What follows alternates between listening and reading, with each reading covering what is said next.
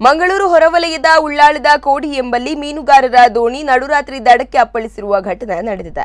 ಬೋಟಿನಲ್ಲಿದ್ದ 10 ಮಂದಿಯಲ್ಲಿ 5 ಮೀನುಗಾರರು ಕುಡಿತದ ಮತ್ತಿಲಿನಲ್ಲಿದ್ದರು.